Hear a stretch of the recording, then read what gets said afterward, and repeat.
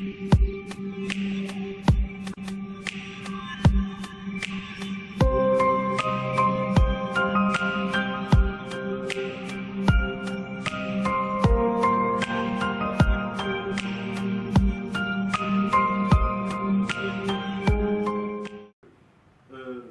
Bénin, il y a une association qui vraiment s'occupe de sécuriser un certain nombre d'outils fondamentaux pour Internet. Je veux parler d'IPv6 et de DNSSEC. Et cette association, c'est ICBANET, qui va nous faire une présentation aujourd'hui sur IPv6 et DNSSEC dans la sécurité des infrastructures et des individus sur Internet. C'est Yazid qui va nous faire cette présentation. Nous allons parler un peu de l'apport, de la contribution d'IPv6 et de DNSSEC, merci, dans la sécurité des infrastructures et des individus sur Internet. Alors, l'agenda, c'est vrai qu'il semble être long, mais rassurez-vous encore une fois, je vais faire très vite. Internet, aujourd'hui, un vrai bazar. Je ne vais pas faire très long, je pense que les communications antérieures ont prouvé quand même suffisamment aujourd'hui que sur Internet, il y a pas mal de bazar, justement. On va essayer d'aborder un peu les enjeux du moment. Ensuite, voir pourquoi la sécurité est aujourd'hui une nécessité.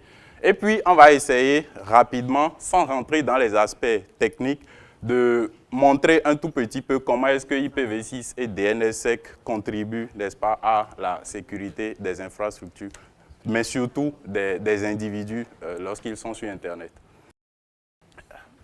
Alors, Internet, au début des années 80 et 90, à ses débuts donc, l'aspect sécurité n'était pas un problème. C'était surtout de mettre des ordinateurs en réseau, d'offrir des services, d'accord? Mais de plus en plus, depuis le début des années 2000, la question de la sécurité a commencé par devenir un problème. Et si aujourd'hui nous sommes réunis ici, d'accord, pour parler justement de la sécurité des infrastructures et des individus sur Internet, c'est parce que la question est devenue vraiment récurrente et de plus en plus, en fait, face justement à toutes les activités qui s'opèrent sur Internet, on est en droit de se demander où va-t-on et jusqu'à quel point, en fait, on est exposé. Okay? De plus en plus, on assiste à une guerre entre les bons et les méchants sur Internet. La communication numéro 3 a montré de long en large aujourd'hui tout ce qui se passe malheureusement sur Internet. Beaucoup vont sur Internet pour faire Facebook, beaucoup vont sur Internet pour faire des recherches sur Google, beaucoup vont sur Internet pour pouvoir rester en contact avec leurs amis qui sont de l'autre côté du monde. Mais sachez également que beaucoup vont sur Internet pour pouvoir escroquer, pour pouvoir arnaquer, pour pouvoir faire beaucoup de mauvaises choses, malheureusement. D'accord? Pour ceux qui sont intéressés, il y a un film documentaire assez intéressant qui est disponible sur YouTube, justement, aux prises avec la mafia d'Internet. C'est un documentaire d'1 heure, mais qui est vraiment intéressant et qui montre tout ce qui se passe malheureusement sur Internet aussi et que parfois on ignore. Alors, les enjeux du moment face à cet écosystème composé de plusieurs acteurs hétérogènes, on peut dire, d'accord? Donc des acteurs relativement différents et aux ambitions illimitées. Depuis 2-3 ans, on commence par parler justement de Internet of Things, Internet même of Everything. Donc on veut de plus en plus connecter n'importe quoi à Internet. On veut élargir le réseau au maximum possible. On veut étendre en fait le réseau. Alors, Internet aujourd'hui est composé évidemment d'utilisateurs, que ce soit des particuliers, que ce soit des entreprises, que ce soit des organisations qui offrent des services, des États, d'accord? Pour pouvoir justement aller sur Internet, il faut des fournisseurs de services, des fournisseurs de contenu, des fournisseurs d'accès à Internet, d'accord? Des data centers qui hébergent les matériels, hébergeant justement à leur tour les différentes données sur Internet, disponibles sur Internet. De l'autre côté aussi, peu importe le nom qu'on leur donne, ils sont aussi présents sur la toile, les parasites, les escrocs, la mafia en général, d'accord, les cybercriminels. Et puis la communication numéro 3 a montré aujourd'hui jusqu'où les cybercriminels sont capables d'aller dans leur forfait, malheureusement. Et puis il y a les organismes de normalisation qui existent également. Il y a les arbitres, il y a les régulateurs qui sont obligés, d'accord, d'aller au-delà chaque fois un peu plus que ce qui se fait jusque-là. Et justement, la rencontre de ce matin fait partie, d'accord, des opérations, d'accord, qui permettent justement d'être à l'avant-garde, de pouvoir également montrer qu'il faut une prise de conscience véritable de la part des différents acteurs, de la part des différents utilisateurs d'Internet. Aujourd'hui, Stéphanie l'a clairement montré, 5 fonctions sont essentielles lorsqu'il s'agit de la manipulation des données. La disponibilité des données, c'est surtout les utilisateurs qui réclament. L'intégrité des données, elle a largement expliqué de quoi il s'agit. La confidentialité, l'authentification, mais j'ajoute également la non-répudiation.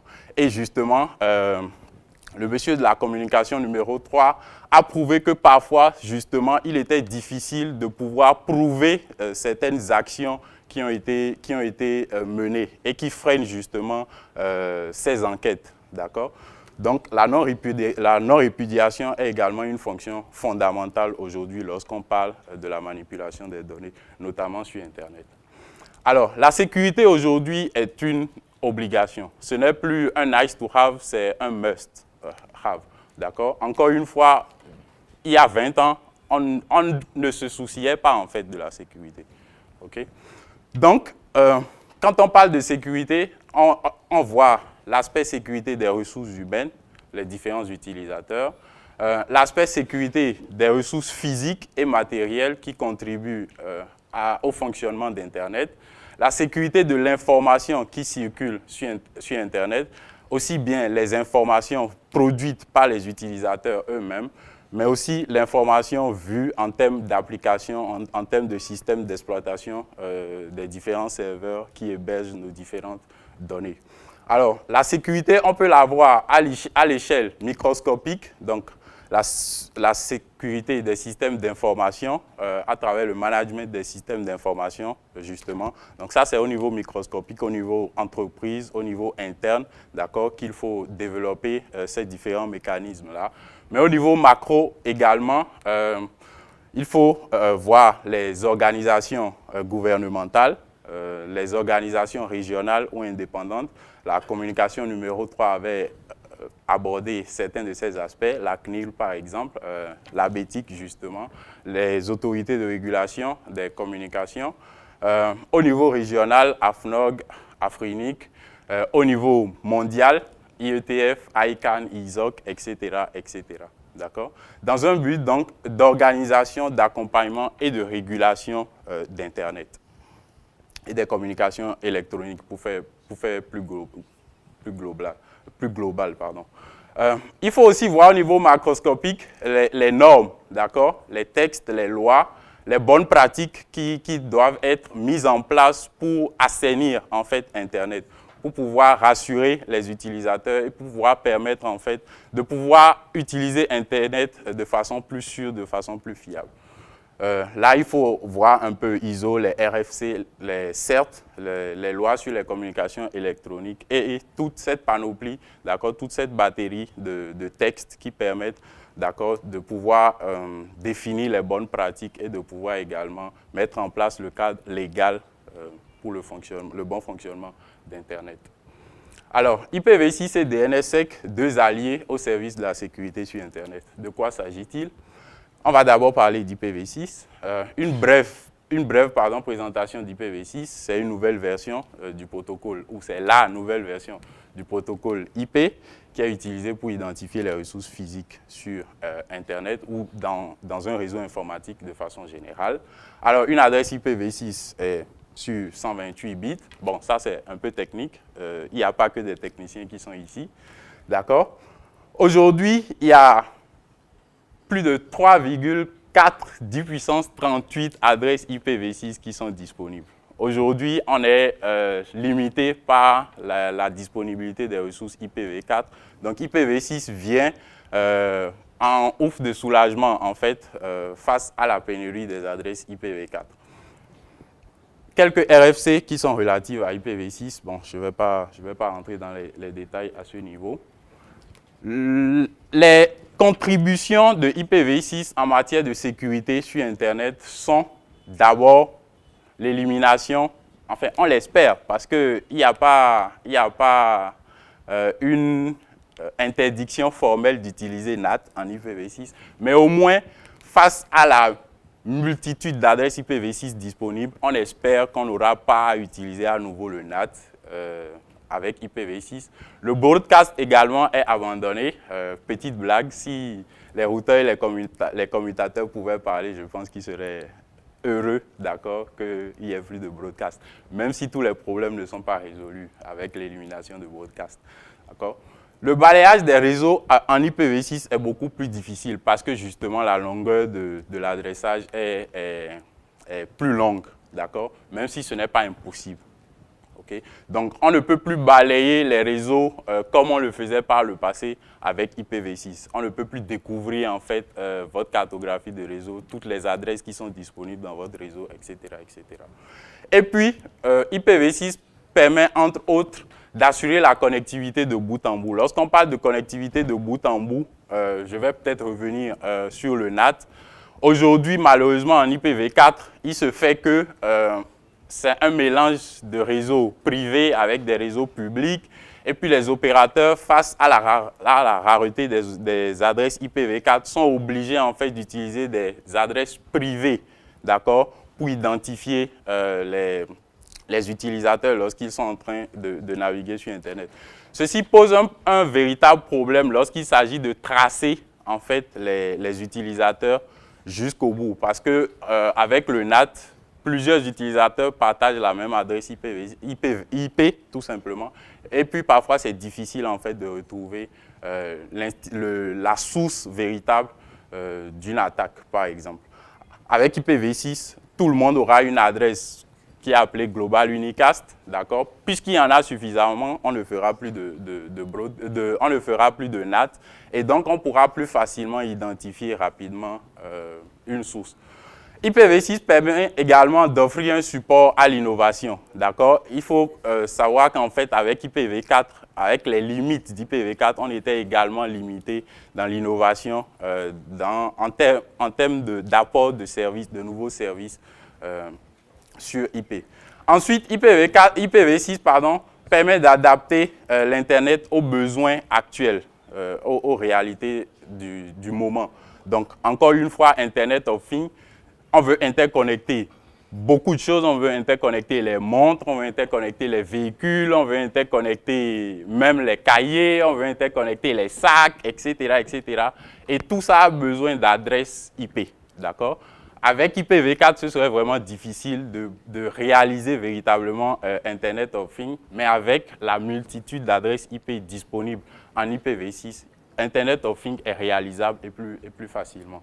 Ensuite, IPv6 permet d'assurer le chiffrement de bout en bout, d'accord? Donc, une communication entre une source et une destination peut être chiffrée directement grâce à IPv6 sans l'utilisation de VPN, etc., etc. Puisque IPv6 emballe ou offre directement AH et ESP, d'accord, qui sont en fait des protocoles de chiffrement et d'authentification. Malheureusement, il reste encore beaucoup de défis à relever, mais chaque fois, ce qui est intéressant, l'homme parvient à relever tous les défis lorsqu'il est confronté à des situations données. D'accord? Les mécanismes, certains mécanismes sont encore très peu déployés lorsqu'on parle d'IPv6 parce qu'ils sont encore un peu complexes en fait.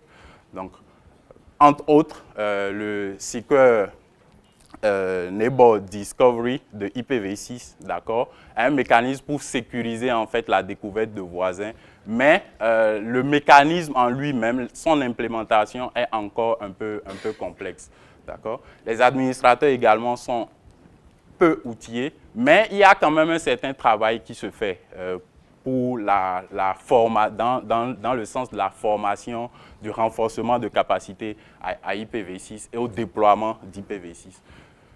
Les applications également sont limitées. Très peu de pare-feux sont aujourd'hui à même de pouvoir filtrer véritablement, de pouvoir offrir un service de qualité en termes de filtrage de paquets avec IPv6. Et puis, les autres problèmes qui sont connus sous IPv4 resteront encore, tant qu'ils ne seront pas résolus. Parce qu'il y a ce mythe qui fait croire qu'avec IPv6, certains aspects de sécurité connus sous IPv4 vont disparaître. Ce n'est pas vrai, puisque ces aspects de sécurité ne sont pas liés au protocole IP lui-même. D'accord? Alors, DNSSEC, c'est le Domain Name System Security Extension. En gros, c'est un ensemble d'extensions de sécurité pour le protocole DNS. C'est une technologie, en fait, qui permet d'apporter une signature numérique aux données, les enregistrements DNS, donc qui sont disponibles dans les fichiers de zone. Ce qui permet d'attester la validité de l'adresse du site qui est demandé. Donc, lorsqu'on demande l'adresse IP, d'un nom, avec DNSSEC, on est sûr que celui qui répond est effectivement celui qui est censé nous répondre. Malheureusement, on peut faire de l'attaque DNS et on n'est pas sûr avec DNS basique que celui qui répond à une résolution de nom est effectivement celui qui est censé nous répondre. Et du coup, il peut nous répondre en fait avec une fausse adresse et nous rediriger vers un faux site. Sur lequel, lui, derrière, il va récupérer, en fait, vos données, sans que vous ne le sachiez, justement, malheureusement. D'accord? Donc, aux enregistrements traditionnels qui sont disponibles dans un fichier de zone, certains nouveaux enregistrements sont ajoutés, en fait, pour pouvoir implémenter le mécanisme DNSSEC et pour pouvoir apporter cette authentification-là et rassurer l'utilisateur que celui qui lui répond pour lui donner l'adresse IP de la ressource qu'il recherche est effectivement fiable. Okay. Ensuite, DNSSEC renforce donc la sécurité dans la consultation des annuaires DNS. Okay. Malheureusement, ou en tout cas, il faut prendre en considération que DNSSEC ne chiffre pas les informations. Okay. Je ne vais pas rentrer dans l'aspect technique de DNSSEC. Je vais rapidement passer sur ce point-là. Alors, DNSSEC garantit en fait à l'utilisateur, encore une fois, qu'il a obtenu la vraie adresse du service ou du site web correspondant au nom de domaine qu'il a demandé. Et puis, DNSSEC limite également certains risques, comme ceux dont on parlait tout à l'heure, l'empoisonnement de cache DNS, par exemple. Donc, avec DNSSEC, il est plus difficile, en fait, d'usurper ou de prendre la place d'un serveur DNS qui est censé vous répondre avec une adresse IP. Ensuite, DNSSEC contribue au renforcement de la crédibilité et de la confiance dans la résolution des noms sur Internet. Imaginez que vous demandiez, par exemple, benintelecom.bj, nous sommes à Benin Télécom, et qu'un serveur DNS vous réponde en vous donnant une adresse IP. Votre navigateur, bêtement, va en fait contacter cette adresse IP-là. Mais si cette adresse IP ne vous redirige pas finalement vers benintelecom.bj, la question que vous allez vous poser à un moment donné est de savoir si c'est le serveur DNS de Benin Télécom qui vous a menti ou pas. Donc du coup, vous ne croyez plus en fait au point BJ. Et puis là, ça pose des problèmes de confiance et de sécurité. Mais avec DNSSEC, ces problèmes de confiance sont justement résolus. Alors, malheureusement, ou en tout cas, il faut encore une fois prendre en considération le fait que pour une confiance véritable, en fait, il faut que chaque domaine de niveau inférieur soit signé par son opérateur. Donc, soit signé par le domaine de niveau supérieur, et ce jusqu'à la racine, pour pouvoir instaurer justement cette relation de confiance-là de bout en bout. Ça, c'est à cause de la hiérarchie, en fait, du domaine DNS que cette contrainte-là est née. Alors, je vais présenter rapidement le Benin DNS Forum, de quoi est-ce qu'il s'agit, les objectifs du Benin DNS Forum, et puis les résultats ou les résolutions, en tout cas, du tout premier Benin DNS Forum qui a eu lieu à Cotonou en décembre dernier. Alors, Benin DNS Forum, c'est un forum qui a été organisé en partenariat entre IBANET et puis ISOC Benin, le chapitre béninois d'ISOC, sur les ressources critiques d'Internet en général, mais essentiellement sur les ressources DNS. Alors, il s'est tenu à Cotonou le 12 décembre dernier. Plus de 7 heures de présentation, de communication et de tutoriels, comme la séance d'aujourd'hui d'ailleurs. Et puis, y ont participé les membres de la communauté technique et puis des utilisateurs d'Internet. Les objectifs étaient, entre autres, de fédérer la communauté technique d'Internet du Bénin autour des questions qui touchent au DNS, d'organiser une table ronde réunissant les acteurs et les utilisateurs du DNS pour des communications, des présentations et puis des tutoriels, de créer un cadre d'échange continu en ligne sur le DNS et surtout un point focal de partage d'expériences.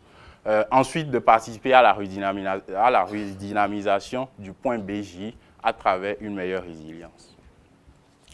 Les conclusions sont entre autres d'institutionnaliser, voilà, j'y arrive, le Bénin DNS Forum afin qu'il devienne la plus grande table de discussion autour du point BJ, d'organiser les formations des divers acteurs sur l'importance du DNS dans le fonctionnement d'Internet, de sensibiliser continuellement la communauté sur l'importance du DNS.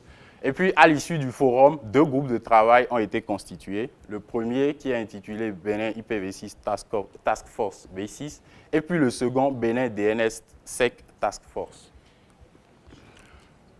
Voilà, je suis à la fin de ma communication. J'espère que j'ai été très bref. Merci beaucoup.